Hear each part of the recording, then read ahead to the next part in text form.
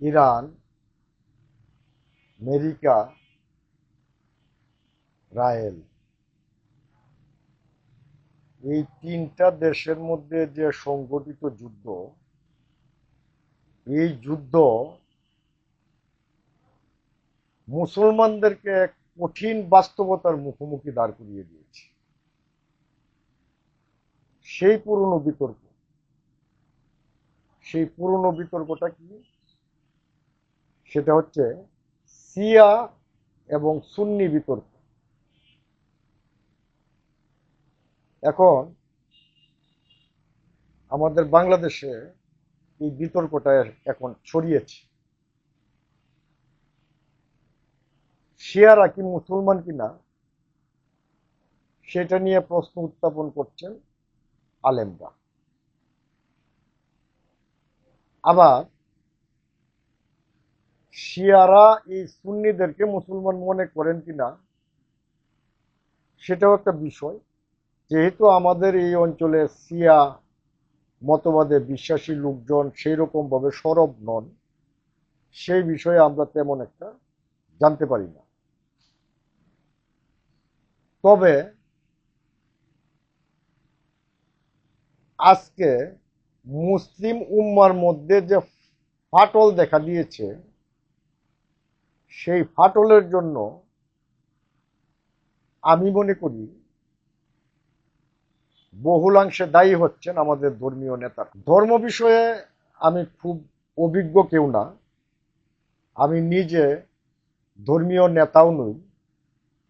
তারপরেও আমি আমার চর্চা থেকে আমি কিছু কথা বলতে চাই।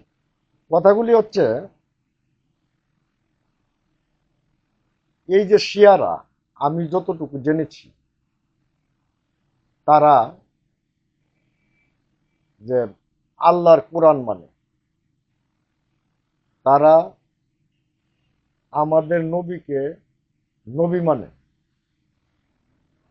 তারা একত্ববাদী বিশ্বাসী, অর্থাৎ আল্লাহকে একক সত্তা হিসাবে স্বীকার করে। তারা সালাত আদায় করে,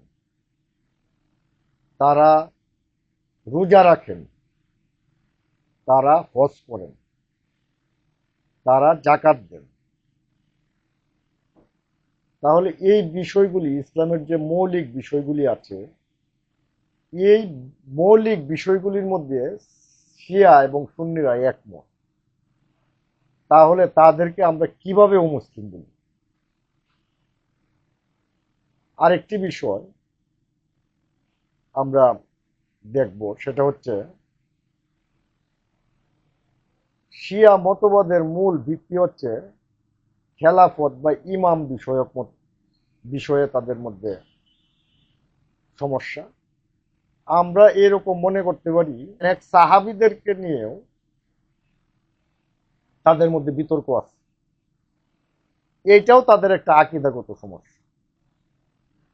কিন্তু তারা মুসলমান না বা মুসলিম উম্মার অংশীদার না, এই কথাটা আসলে বলা যাবে না। বাংলাদেশ অনেক ছোট রাষ্ট্র, এইখানে ধর্মীয় নেতার সংখ্যা বেশি। ধর্মের চেয়ে বা ধর্মীয় অনুভূতির চেয়ে বাংলাদেশে ধর্মীয় নেতার সংখ্যা বেশি। পৃথিবীতে যতগুলি ফেতনা ফেরকা আছে, তার সবগুলি ফেতনা ফেরকা এই বাংলাদেশে আছে। এই জন্যই আমি এইরকম ধর্মীয় নেতাকে আমরা দেখতে পাই যে যারা ইরানের পক্ষ অবলম্বন করছে, তাদের বাপ মা তুলেও গালাগালি করছেন অনেক ধর্মীয় নেতা। বিষয়টা অত্যন্ত দুঃখজনক।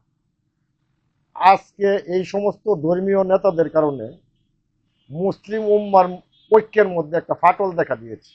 অথচ মুসলিম উম্মার প্রত্যেকটি সদস্যের যে নেতা, সেই নেতা একজন।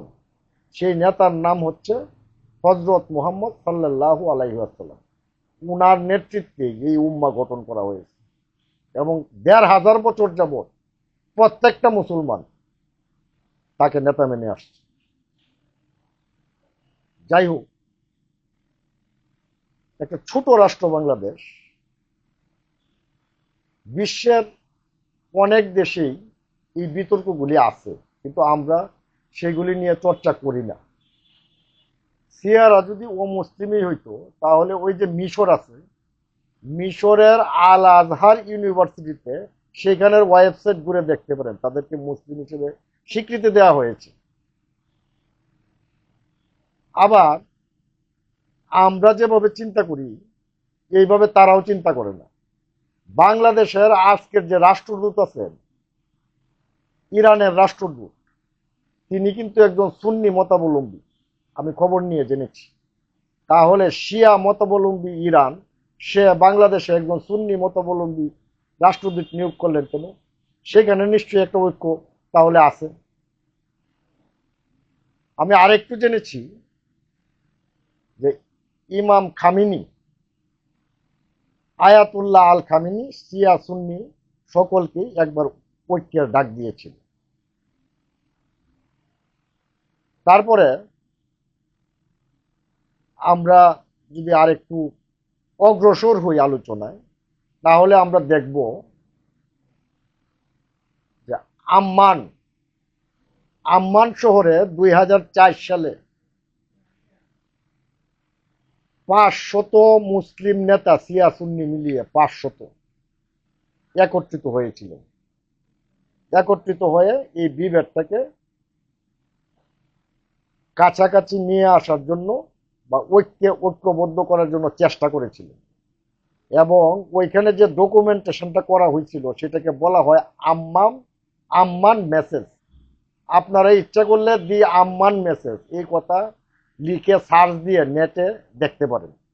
সেখানে ডিক্লারেশন দেওয়া আছে, শিয়া এবং সুন্নি উভয়কেই মুসলিম ঘোষণা করা হয়েছে, এবং আকীদাগত পার্থক্যগুলি তারা যাতে কাছাকাছি সংশোধনের মাধ্যমে ঐক্যবদ্ধ হইতে পারে, সেই জন্য কিছু কথাবার্তা বলা আছে। সুদানের একজন ধর্মীয় নেতা আছেন, তার নাম হচ্ছে তারেক বিন সুয়াইদান। তিনি ছিলেন একজন সুন্নি মতাবলম্বী আলেম। পরবর্তীতে শিয়া মতাদর্শের সাথে পরিচিত হয়ে তিনি এই শিয়া মতাবলম্বী হয়ে গেছেন।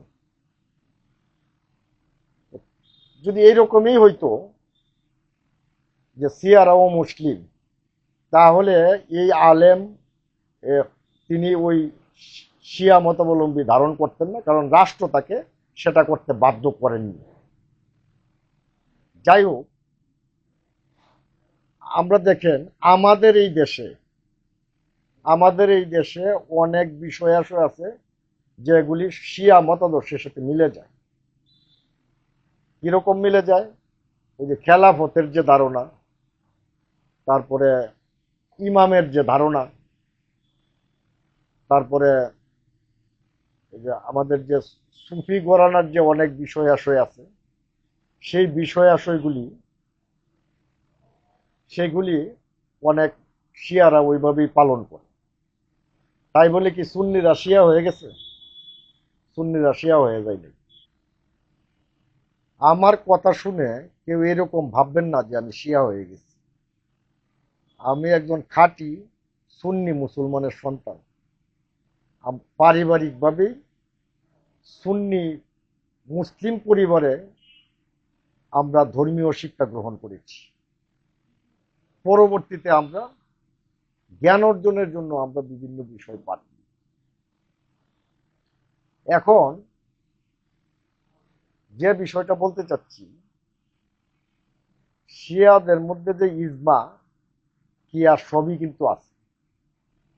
তারা এমনও তা ঐক্যমতে পৌঁছেছেন যে হজরত মোহাম্মদ সাল্লাল্লাহু সাল্লামের বিবি আয়েশা রাদিয়াল্লাহু তাআলা আনহুকে নিয়ে কেউ কটূক্ত করলে বা সন্দেহ পোষণ করলে তাকে শিয়া কবরস্থানে কবর দেওয়া যাবে না। তাহলে শিয়াদের সাথে আমাদের কোথায় পার্থক্য? আমি এই দেশের ধর্মীয় নেতাদের কাছে অনুরোধ রাখতে চাই যে আপনারা কি আল্লাহর গোলাম হবেন নাকি সৌদি বাদশার গোলাম হবেন, সেটা চিন্তা করে এই দেশের মানুষকে ঐক্যবদ্ধ রাখুন। এই দেশের মানুষ, মুসলিম উম্মা বা এই দেশের মুসলিমরা মুসলিম উম্মার সদস্য, এবং মুসলিম উম্মার কোথাও যদি আঘাত লাগে তাহলে এই দেশের মুসলিমদের মনেও আঘাত লাগে। আজকের এই যে যুদ্ধময় পরিস্থিতি সৃষ্টি হয়েছে, সেইখানে এই দেশের মানুষ ইরানকেই সমর্থন করছে। আর আপনারা ফেতনা, ফ্যাসাদ, ফেরকা এই সমস্ত সৃষ্টি করে আপনারা মানুষকে বিভ্রান্ত করছেন। এগুলি থামান। মুসলিমদের ঐক্যের প্রয়োজন আছে। কারণ হইল পশ্চিমা সভ্যতাকে কাউন্টার দেওয়ার জন্য একমাত্র মুসলিম সভ্যতাই একমাত্র কাউন্টার হিসেবে দাঁড়িয়ে আছে। আপনাদের কারণে, আপনাদের দালালির কারণে আজকে মুসলমানরা বহুদা বিভক্ত। ফলে এই মুসলিম সমাজ, মুসলিম উম্মা বারবার মার খাচ্ছে।